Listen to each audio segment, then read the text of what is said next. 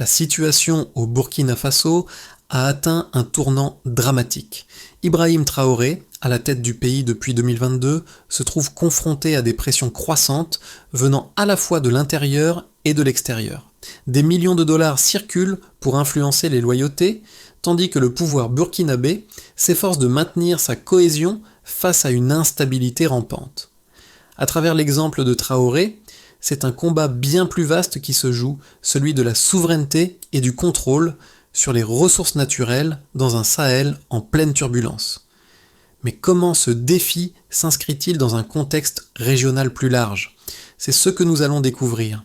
La situation actuelle au Burkina Faso, sous la direction d'Ibrahim Traoré, est à la croisée des chemins. Alors que les pressions internes et externes se multiplient, le pays fait face à des défis redoutables. Les enjeux sont multiples. La souveraineté nationale, le contrôle des ressources naturelles stratégiques, comme l'or et le manganèse, et l'impact des tensions géopolitiques dans la région du Sahel. Avec des forces extérieures cherchant à manipuler les loyautés et à déstabiliser l'État burkinabé, Traoré doit naviguer dans un environnement complexe et dangereux. Cette analyse nous dévoilera comment, à travers des choix politiques et stratégiques cruciaux, le Burkina Faso pourrait éviter une implosion interne tout en résistant à une pression extérieure grandissante. Ce qui se joue ici dépasse le simple cadre d'une lutte pour le pouvoir. Il s'agit de déterminer si le pays parviendra à maintenir son intégrité face à des menaces coordonnées. Quels mécanismes de résilience ont permis à Ibrahim Traoré de stabiliser le pouvoir en dépit de ses forces déstabilisatrices ? Découvrez ce que révèlent ces dynamiques pour le futur de la région. En novembre 2024, un événement a changé la perception de la crise au Burkina Faso. L'arrestation d'un intermédiaire en possession de 5 milliards de francs CFA destiné à acheter des défections militaires a mis en lumière l'ampleur de la manipulation extérieure à laquelle le pays faisait face. Cet incident, loin d'être un simple acte isolé, faisait partie d'une série d'initiatives coordonnées visant à déstabiliser le gouvernement dirigé par Ibrahim Traoré. Ce chiffre impressionnant n'était pas le résultat d'un financement opportuniste, mais bien le signe d'une stratégie méticuleuse et structurée. À ce moment-là, il devenait clair que l'État burkinabé était la cible d'un réseau complexe, cherchant à infiltrer ses institutions par l'intermédiaire de promesses de loyauté monnayée et de soutiens externes. Les tentatives de matitoine, de manipulation des forces armées, n'étaient pas nouvelles, mais la découverte de telles sommes et de connexions transfrontalières montrait un niveau d'organisation sans précédent. Ce n'était plus une série d'incidents isolés, mais une campagne systématique visant à affaiblir les piliers du pouvoir burkinabé. Les premiers signes de ce complot avaient été perceptibles dès l'arrivée d'Ibrahim Traoré au pouvoir en 2022, lorsque des forces extérieures ont commencé à manipuler les lignes de commandement militaire, offrant de l'argent et des ressources pour diviser et affaiblir le régime. Ce qui semblait initialement être des tentatives isolées d'influence extérieure a progressivement pris la forme d'une stratégie bien huilée visant à provoquer un changement de loyauté au sein de l'armée et à déstabiliser le gouvernement en place. Cependant, au lieu de fragiliser son pouvoir, cette pression extérieure a eu un effet inverse. La prise de conscience de l'infiltration des réseaux extérieurs a renforcé la cohésion du gouvernement de Traoré. Chaque tentative de déstabilisation, chaque tentative avortée de corruption au sein de l'armée a permis au pouvoir burkinabé de se resserrer autour d'un noyau dur déterminé à défendre sa souveraineté. Cette dynamique a commencé à se déployer, marquant un tournant dans la manière dont l'État burkinabé abordait sa lutte pour la stabilité. Au cœur de cette crise complexe, Ibrahim Traoré s'est imposé comme un acteur clé, naviguant dans une mer de tensions internes et externes.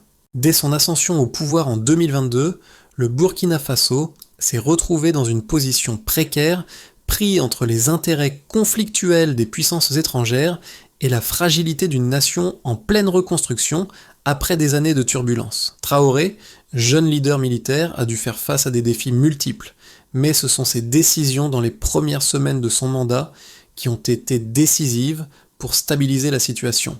L'un des moments marquants fut l'émergence d'une série de complots internes et externes visant à déstabiliser l'État.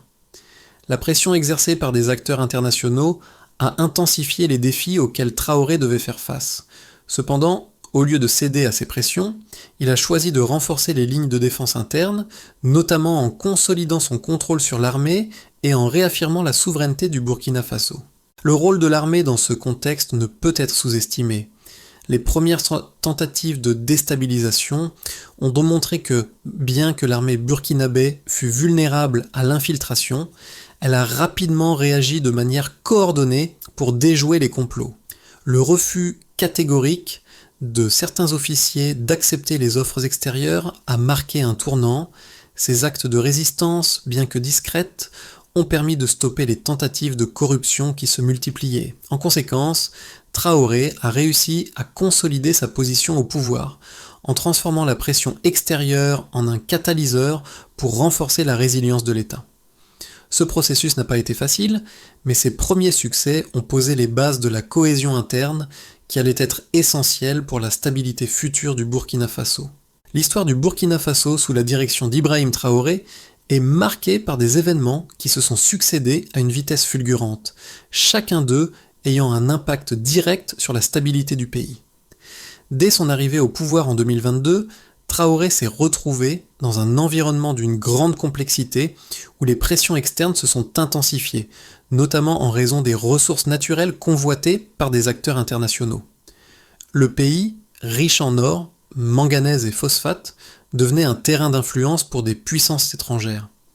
Le premier choc pour le pouvoir de Traoré survient en 2023, lorsque des informations commencent à circuler concernant des tentatives d'infiltration de l'armée burkinabé par des intermédiaires extérieurs offrant des ressources pour influencer les loyautés. Ce premier signal d'alerte aurait pu être perçu comme un simple incident isolé, mais au contraire, il marque le début d'un processus de prise de conscience au sein du gouvernement. Le pouvoir en place comprend rapidement que ces tentatives ne sont pas des événements fortuits, mais bien le produit d'une stratégie systématique visant à affaiblir les fondements de l'État. En réponse, le gouvernement, sous la direction de Traoré, engage des actions immédiates pour renforcer la cohésion au sein de l'armée. Un réseau de surveillance interne est mis en place et des mesures de contrôle renforcées sont appliquées. Ces actions ont conduit à l'identification et à la neutralisation de plusieurs tentatives d'infiltration. Mais en novembre 2024, un événement majeur a secoué les fondations de cette stratégie. L'arrestation d'un intermédiaire portant 5 milliards de francs CFA destinés à acheter des défections militaires. Ce montant, faramineux pour un pays de cette taille, a clairement montré la volonté de certains acteurs extérieurs de déstabiliser le régime en place à travers des moyens financiers colossaux. Ce révélateur a marqué une ligne de démarcation. Plutôt que de fragiliser le pouvoir burkinabé, cette pression a eu un effet paradoxal. Le gouvernement a réagi de manière cohérente et déterminée. En apprenant l'ampleur de la menace, Ibrahim Traoré a renforcé les mesures internes de contrôle, mobilisant les forces armées et les services de sécurité pour neutraliser les complots. Ce qui a suivi fut une série de purges au sein de l'armée, au cours desquelles des dizaines d'officiers ont été arrêtés pour leur implication dans des réseaux extérieurs. L'exposition de ces complots a joué un rôle déterminant, renforçant la cohésion interne et consolidant le pouvoir de Traoré. En parallèle, la situation géopolitique a évolué. Au Sahel, la pression extérieure s'est intensifiée, exacerbée par la présence de groupes armés transnationaux et des intérêts géopolitiques croissants de puissances internationales. Le Burkina Faso est devenu un point focal dans un jeu de pouvoir complexe et la capacité du gouvernement à réagir a été mise à l'épreuve. Cependant, contrairement aux attentes des forces extérieures, les tentatives de déstabilisation ont contribué à renforcer le régime de Traoré. Ces événements ont montré que les mécanismes de gouvernance, bien que fragiles, étaient plus résilients qu'anticipés, en grande partie grâce à la réactivité et à la solidité du leadership de Traoré. Au-delà de l'aspect militaire, cet enchaînement d'événements a également fait évoluer la perception internationale du Burkina Faso. Alors que certains prédisent l'effondrement du régime, le pays se redéfinit comme un acteur clé dans la région. La résistance de Traoré à ces tentatives de déstabilisation s'est transformée en un message fort. Le Burkina Faso est capable de maintenir sa souveraineté, même face à des forces extérieures déterminé à perturber son système politique. Ce développement rapide des événements a non seulement redéfini les dynamiques internes du pays, mais a également placé Ibrahim Traoré comme un acteur incontournable dans la politique du Sahel. En dépit des nombreux défis auxquels il a dû faire face, le gouvernement burkinabé, sous sa direction, a réussi à maintenir un certain équilibre tout en envoyant un message clair à la communauté internationale. Le Burkina Faso, bien que fragile, n'est pas une proie facile. Les preuves quantifiables de la pression exercée sur le gouvernement d'Ibrahim Traoré sont alarmantes et révèlent l'ampleur de la stratégie de déstabilisation mise en place par des acteurs extérieurs. L'une des données les plus frappantes est le nombre de tentatives d'assassinat documentées. Plus de 10 attaques ciblées ont été recensées en moins de 2 ans, ce qui témoigne de la persistance de cette pression. Ces tentatives ne peuvent être considérées comme des incidents isolés, mais comme une série d'attaques calculées visant à ébranler la stabilité du régime. Chaque tentative échouée a cependant permis au gouvernement de renforcer ses mécanismes de défense, ajustant ses stratégies de sécurité à mesure que de nouvelles menaces se présentaient. Une autre donnée révélatrice est le montant des fonds injectés dans ces complots. L'arrestation en novembre 2024 d'un intermédiaire portant 5 milliards de francs CFA destinés à corrompre des officiers de l'armée est un exemple manifeste de l'intensification de la guerre économique et financière. Cette somme, extrêmement importante pour le pays, montre que les forces extérieures impliquées ne se contentaient pas de manipuler des acteurs politiques ou militaires de bas niveau, mais avaient les moyens de créer un véritable levier pour diviser les forces de défense et de sécurité du Burkina Faso. Il ne s'agissait pas seulement d'incitations ponctuelles, mais d'une entreprise systématique visant à infiltrer et contrôler les structures de pouvoir. Les arrestations de plus de 50 officiers militaires impliqués dans des réseaux extérieurs confirment la profondeur de cette infiltration. Ce chiffre est particulièrement significatif, car il révèle non seulement l'ampleur des tentatives de corruption, mais aussi le degré de vulnérabilité de l'armée face à ces influences extérieures.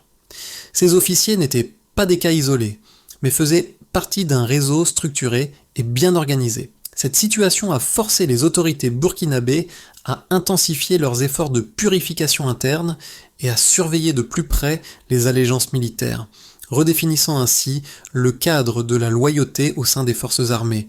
En outre, des analyses des flux financiers ont mis en lumière l'existence de circuits transnationaux de financement, alimentés par des acteurs étrangers ayant des intérêts stratégiques dans la région. Ces réseaux de financement ont joué un rôle essentiel dans le soutien aux tentatives de déstabilisation, facilitant les transactions nécessaires à la manipulation des acteurs militaires et politiques. Cette visibilité accrue des flux financiers a permis aux services de renseignement burkinabés d'identifier plusieurs axes de pression et de neutraliser un certain nombre de tentatives d'infiltration avant qu'elles ne prennent de l'ampleur. Ces preuves quantitatives ont eu un impact direct sur la stratégie du gouvernement burkinabé. Elles ont permis de passer de la gestion de menaces potentielles à une réponse active et ciblée. Au lieu de percevoir ces menaces comme des perturbations isolées, les autorités ont pris conscience qu'elles faisaient face à une stratégie planifiée et continue. Le nombre de tentatives d'assassinat, la somme d'argent investie dans ces complots, ainsi que l'ampleur des arrestations au sein de l'armée ont renforcé la cohésion du régime en exposant l'ampleur de l'enjeu. Les autorités ont réagi en renforçant la surveillance interne et en déployant des stratégies de neutralisation plus agressives contre les réseaux de déstabilisation. Ces données ne font pas seulement état de l'intensité de la menace, elles illustrent aussi la manière dont cette menace a permis au gouvernement de renforcer ses mécanismes internes de contrôle. Chaque chiffre, chaque tentative échouée a contribué à solidifier la position de Traoré et à renforcer le contrôle centralisé de l'État burkinabé. L'une des premières approches face à la crise politique au Burkina Faso a été de renforcer les positions internes contre les menaces extérieures. Cependant, au sein de cette dynamique, Deux positions opposées se sont rapidement dessinées. D'un côté, certains analystes ont soutenu que la centralisation du pouvoir sous Ibrahim Traoré était nécessaire pour maintenir l'unité de l'État face à des pressions extérieures. Selon cette vision, un leadership fort et une autorité consolidée au sommet étaient essentiels pour résister aux forces perturbatrices venant du Sahel et des puissances étrangères. D'un autre côté, il y a ceux qui ont mis en garde contre les dangers d'une concentration excessive du pouvoir entre les mains d'un seul leader, un phénomène qui pourrait fragiliser le pays à long terme. Cette position affirme que la centralisation des décisions et le contrôle strict des institutions risquent de miner la diversité et la pluralité politiques essentielles à la stabilité. Une telle concentration de pouvoir pourrait, selon certains, rendre l'État vulnérable à une manipulation interne, affaiblir la capacité du pays à s'adapter aux défis futurs, et même favoriser l'émergence de dissensions internes plus graves au sein des forces de sécurité. La réponse d'Ibrahim Traoré à cette tension a été de démontrer que la centralisation n'était pas synonyme de rigidité. Au contraire, elle s'est accompagnée de réformes internes visant à améliorer l'efficacité administrative et à limiter les infiltrations extérieures. Il a mis en place des mécanismes de contrôle interne pour empêcher l'influence des acteurs étrangers et des groupes armés sur les décisions politiques du pays. En renforçant la cohésion au sein de l'armée, en exposant les réseaux de déstabilisation et en centralisant les flux d'informations stratégiques, il a prouvé que la centralisation du pouvoir pouvait également être un moyen de renforcer la résistance face à la pression. En ce sens, la position de Traoré semble avoir triomphé dans le court terme, la crise ayant renforcé la résilience de l'État. Les tentatives extérieures de manipulation ont eu l'effet inverse de celui recherché. Plutôt que d'affaiblir le pouvoir en place, elles ont permis à Ibrahim Traoré d'imposer une discipline accrue au sein des institutions et de renforcer sa position. Cependant, cette approche ne reste pas sans risque. À long terme, la question de l'équilibre entre centralisation et pluralité pourrait de nouveau émerger, posant un défi stratégique majeur pour le futur du Burkina Faso. À ce point de la crise, une vérité incontestable émerge. Le Burkina Faso, sous la direction d'Ibrahim Traoré, a su transformer une série de menaces extérieures en un atout stratégique. Ce qui semblait être un ensemble de tentatives pour fragiliser l'État a, en réalité, renforcé sa cohésion interne. En exposant publiquement les complots et les manipulations financières, le gouvernement burkinabé a réussi à galvaniser l'appareil d'État et à resserrer les liens au sein de l'armée. Ce tournant majeur a permis à Traoré de réaffirmer sa position en montrant qu'il n'était pas seulement réactif face aux crises, mais aussi capable d'anticiper les évolutions et de prendre des décisions proactives pour protéger la souveraineté du pays. En centralisant les pouvoirs et en contrôlant les informations stratégiques, il a neutralisé les efforts de déstabilisation et a surtout démontré la résilience du Burkina Faso face à des acteurs extérieurs. Ce moment charnière dans la crise burkinabé n'est pas simplement une victoire tactique, mais un révélateur des capacités internes du pays à se défendre contre des forces qui cherchaient à le diviser. Cette résilience, qui pourrait sembler fragile au départ, s'est finalement affirmée comme une force politique et institutionnelle solide. Les conséquences des tentatives de déstabilisation au Burkina Faso se sont rapidement manifestées dans plusieurs domaines clés du pays. Tout d'abord, l'impact sur l'État lui-même a été considérable. En dépit des tentatives répétées de manipulation par des acteurs externes, le gouvernement d'Ibrahim Traoré a consolidé sa position et renforcé sa centralisation. Cela a permis de sécuriser les institutions et d'éviter une fragmentation du pouvoir. L'exposition des complots extérieurs a également renforcé la légitimité du régime, tant au niveau national qu'international, en montrant la capacité de l'État à faire face à la pression extérieure tout en maintenant sa souveraineté. En ce qui concerne l'armée, l'impact a été psychologique et structurel. Les multiples tentatives d'infiltration ont provoqué un choc interne au sein de l'institution militaire. Cependant, au lieu de provoquer des divisions, ces pressions ont conduit à une consolidation de la loyauté au sein des forces armées. La surveillance accrue des officiers et des informations sensibles a permis de détecter les infiltrations, tandis que les purges qui ont suivi ont renforcé la cohésion interne. La loyauté est devenue un critère central et l'armature de l'armée a été resserrée autour de ceux jugés fidèles au pouvoir en place. Ce processus a non seulement limité l'influence des forces extérieures, mais a également renforcé la discipline et la cohésion au sein de l'armée burkinabé. Du point de vue économique, les conséquences ont été mixtes. D'une part, l'exposition de ces réseaux financiers clandestins a accru l'incertitude parmi les investisseurs étrangers. Le climat d'instabilité a retardé certaines initiatives économiques, en particulier dans les secteurs stratégiques comme l'exploitation des ressources naturelles. Toutefois, cette crise a également provoqué un recentrage au sein de l'économie nationale. Les entreprises burkinabées ont été contraintes de renforcer leurs mécanismes de conformité et de se distancer des réseaux opaques qui soutiennent les groupes de déstabilisation. Ce processus a permis une forme de purification, bien que coûteuse, de l'économie, rendant certains secteurs plus résistants aux pressions extérieures. Quant à la société burkinabé, les répercussions ont été plus subtiles, mais tout aussi significatives. La prise de conscience de la menace extérieure a renforcé un sentiment de solidarité nationale. Les communautés locales, bien que confrontées à une incertitude accrue, ont commencé à s'organiser davantage pour protéger les infrastructures essentielles et signaler des comportements suspects.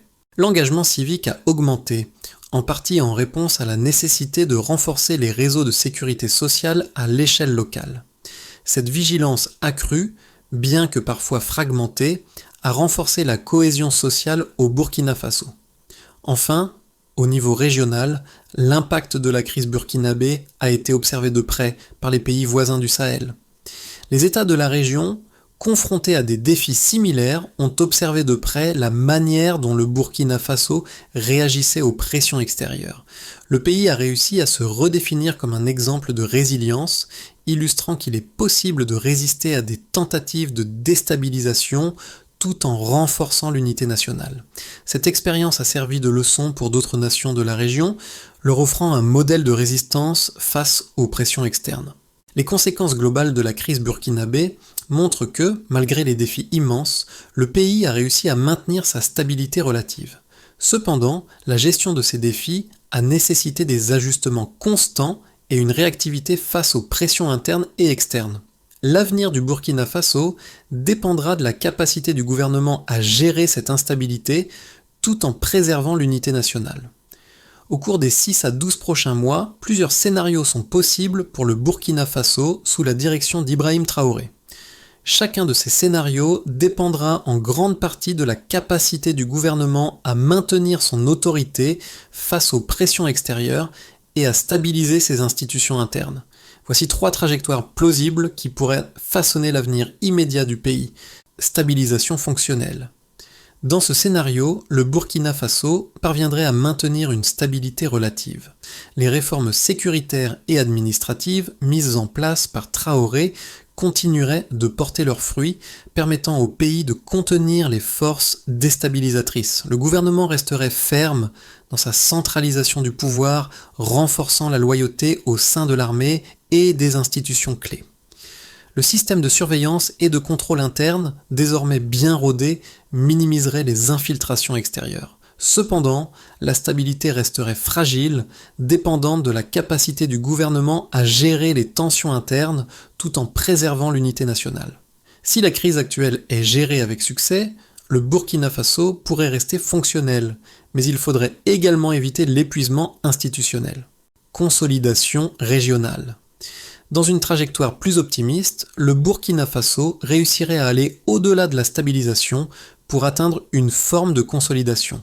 Cela pourrait se traduire par un renforcement de la coopération régionale avec les pays voisins confrontés à des défis similaires, en intensifiant les efforts pour neutraliser les réseaux transnationaux et en consolidant ses relations avec les autres États du Sahel, le Burkina Faso pourrait devenir un modèle de résilience pour la région.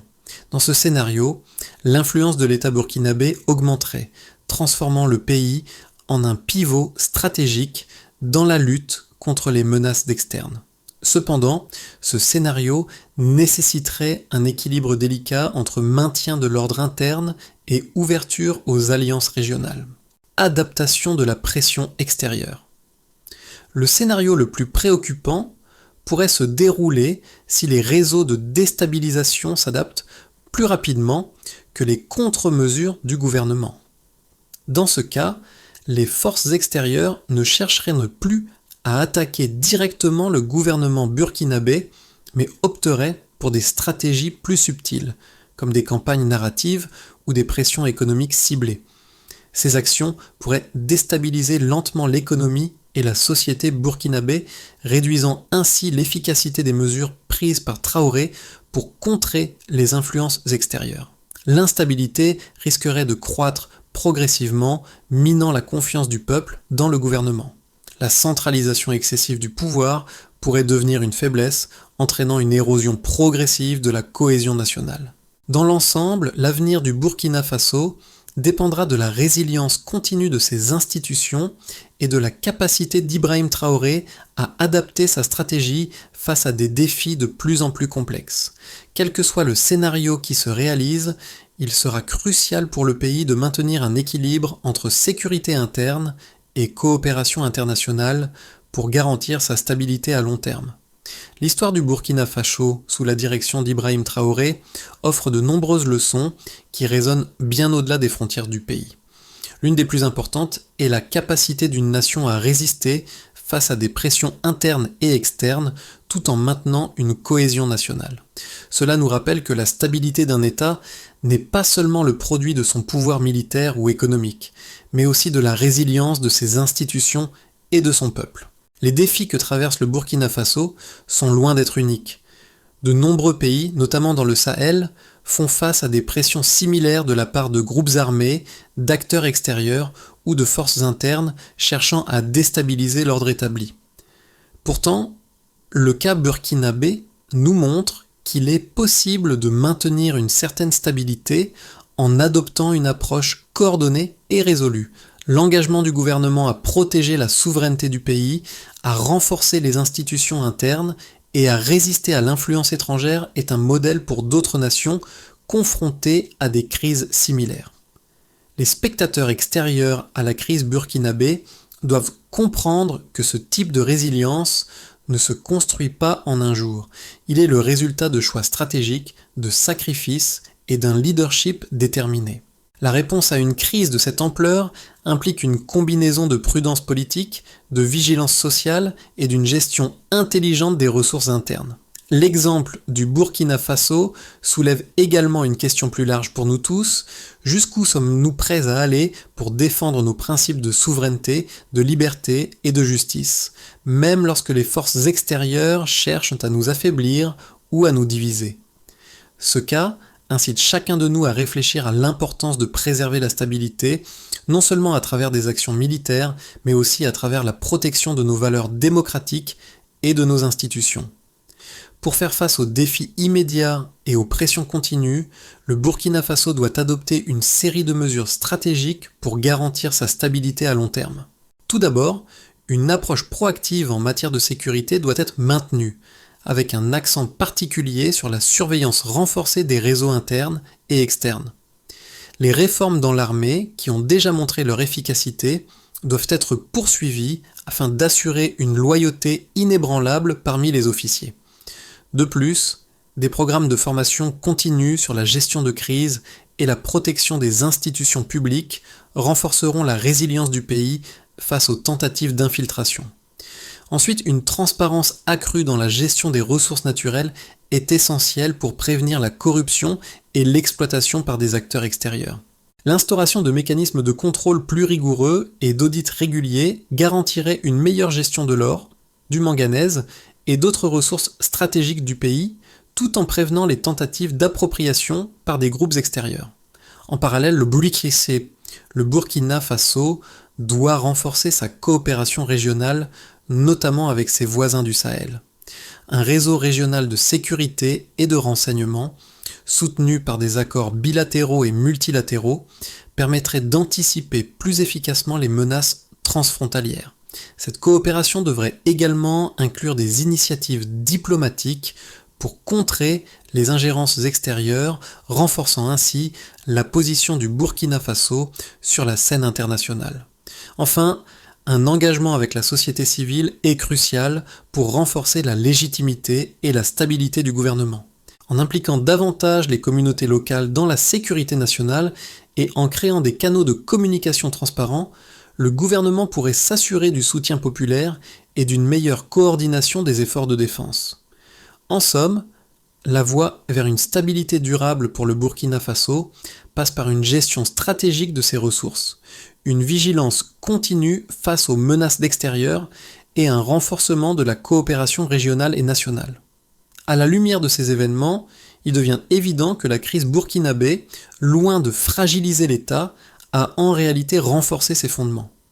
La lutte d'Ibrahim Traoré contre les forces extérieures, couplée à la résilience du peuple burkinabé, a révélé des aspects profondément humains de la gouvernance, la loyauté, la solidarité nationale et la détermination à préserver l'intégrité du pays. L'histoire du Burkina Faso au cours de ces dernières années est celle d'une nation qui refuse de se laisser déstabiliser par les forces extérieures, une nation qui trouve sa force non seulement dans son leadership, mais aussi dans la cohésion de ses citoyens. L'une des grandes leçons de cette crise est la capacité de l'État à se réinventer face à l'adversité, le refus d'accepter la manipulation et l'ingérence extérieure, ainsi que la détermination à défendre la souveraineté nationale, ont permis au Burkina Faso de se redéfinir.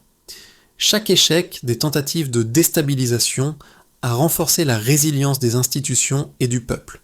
Ibrahim Traoré, en dépit de la pression, a réussi à incarner ce renouveau, transformant la crise en une opportunité de renforcer l'unité nationale. Ce moment de transformation est l'occasion de se rappeler que la stabilité d'un pays n'est jamais acquise, mais toujours un combat à mener à chaque étape de son histoire. La situation au Burkina Faso, marquée par la détermination d'Ibrahim Traoré et la résilience du peuple, nous invite à réfléchir sur les défis contemporains auxquels de nombreuses nations sont confrontées. La crise burkinabé a révélé la fragilité et la force des systèmes politiques, tout en mettant en lumière l'importance de la souveraineté nationale et de l'unité interne face aux pressions extérieures. Dans un monde où les ingérences extérieures deviennent de plus en plus subtiles et complexes, il est crucial de comprendre comment un État peut se défendre tout en préservant son intégrité. La question que nous devons tous nous poser est la suivante. Comment garantir la stabilité et la souveraineté de nos nations face à des forces qui cherchent à les diviser?